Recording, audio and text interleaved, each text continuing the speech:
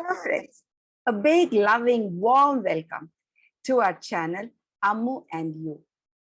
I am Ammu and I love narrating stories to you.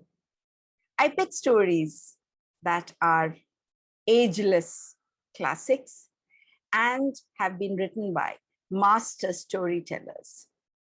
So today, the story that I have chosen for you is named Dusk. It's written by the famous author H.H.Munro. Munro is also known popularly by his pen name Saki. So, Dusk by Saki, H.H.Munro. This story tells us about a brilliant plan of a confident trickster who was out to make money on some gullible victim. The end of the story is bound to make you all readers laugh and wonder at the wit and creativity of the master storyteller that Saki is, H.H.Munro. The story has very few characters. The protagonist is Norman Gortsby. So, Norman Gortsby sat on a bench in the park near Hyde Park Corner, that was at his right, with all its rattle and hoot of traffic. It was some 30 minutes past 6 on an early March evening, and dusk had fallen heavily over the scene. Dusk was mitigated by some faint moonlight and the many street lamps. There were many unconsidered figures moving silently through the half light or dotted unobtrusively on bench and chair, scarcely to be distinguished from the shadowed gloom in which they sat. This is a story of Norman Gortsby that he observed while he was sitting on a bench in a park. And on the bench by his side sat an elderly gentleman with a drooping sense of defiance. That was probably the last remaining vestige of self-respect in a person who had admitted defeat to himself and to life. After a while, as the old man rose to go, Gortsby imagined him returning to a home circle where he was snubbed for no account and to some bleak lodging where his ability to pay a weekly bill was the beginning and end of the interest he inspired. His retreating figure vanished slowly into the shadow, and his place on the bench was taken almost immediately by a young man, fairly well dressed, but scarcely more cheerful than his predecessor. He showed that he was really fed up by the world at large.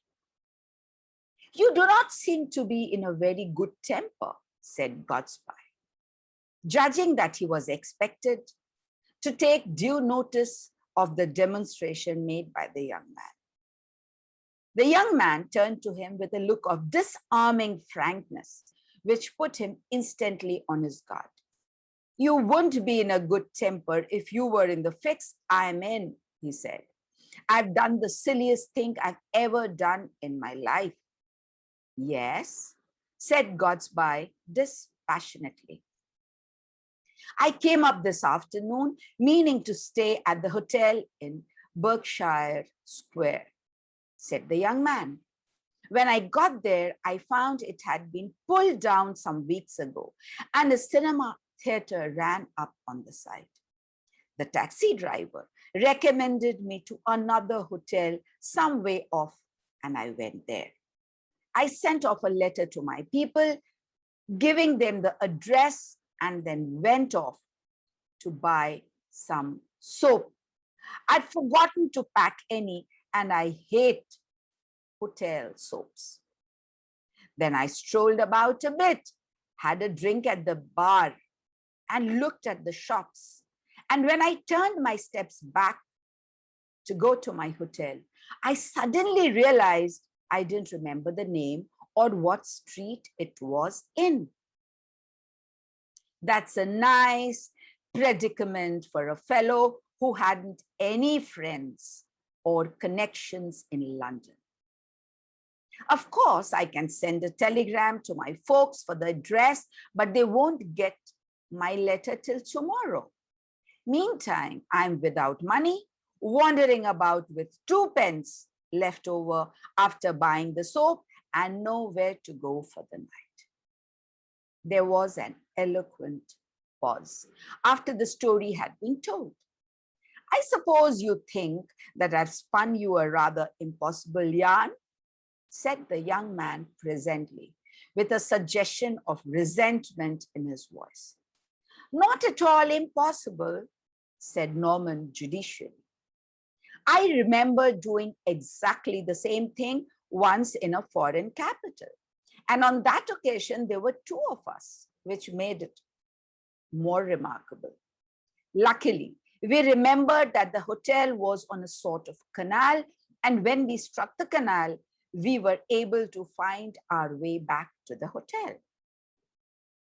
The youth brightened at the reminiscence. Unless I can find some decent chap to swallow my story and lend me some money, I seem likely to spend the night on the embankment.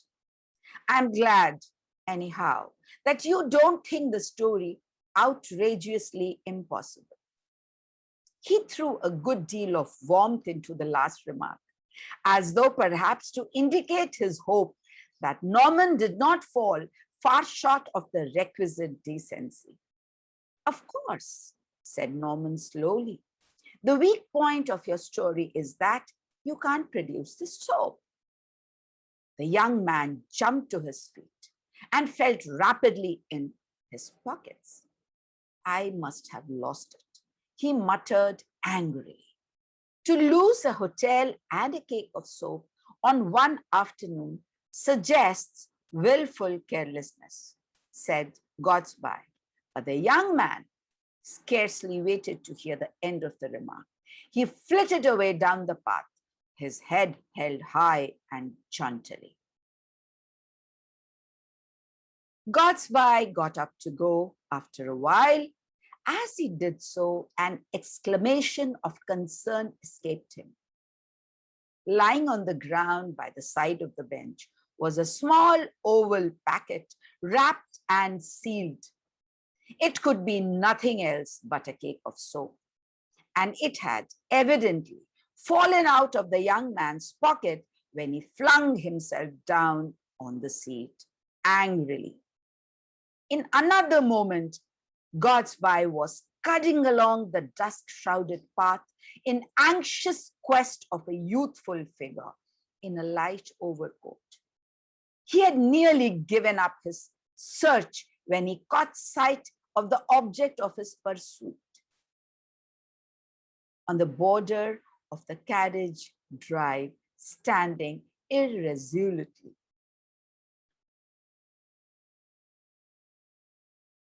Gortsby reached him and said, "The important witness to the genuineness of your story has turned up.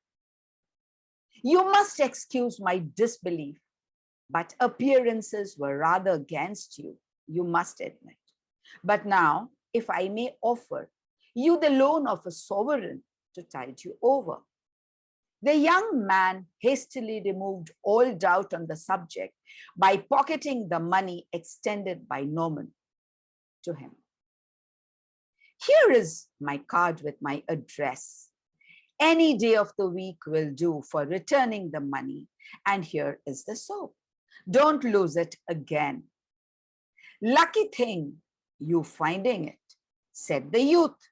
And then, with a catch in his voice, he blurted out a word or two of thanks before rushing headlong in the direction of Knightsbridge. Poor boy, he is nearly as possible broke down, said Gortsby to himself. I don't wonder either. The relief from his quandary must be acute. It is a lesson to me not to be too clever in judging by circumstances. As Norman Gortsby retraced his steps past the seat where the little drama had taken place in the park, he saw an elderly gentleman poking and peering beneath it. It was the same old man. The occupant of the bench before the young angry man. He was looking all around the bench. Yes, it was his earlier fellow occupant. Have you lost anything, sir? Norman Gortsby asked. Yes, sir, a cake of soap. Imagine the look on Norman's face. His lesson that he had learned of not to be too hasty in judging someone. Well, what an amazing end to a lovely, interesting story. I'm sure you would have loved it. And if you have really, then please like, share, subscribe, press the bell icon. You will be updated on all that is happening on this channel. Thank you so much for all your love, support, and encouragement by way of your comments and feedback. Let them just keep coming. They make me so very happy. Thank you for listening to the story and watching the video. I will come soon again with another one. And I'm sure you're watching the Hindi stories too that I put up on my channel. And there are so many for the lovely children you may be having in your family.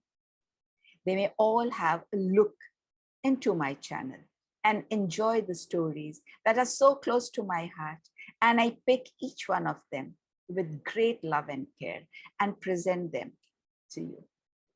Thank you. Stay safe, stay blessed, and be happy. See you soon again. Bye-bye.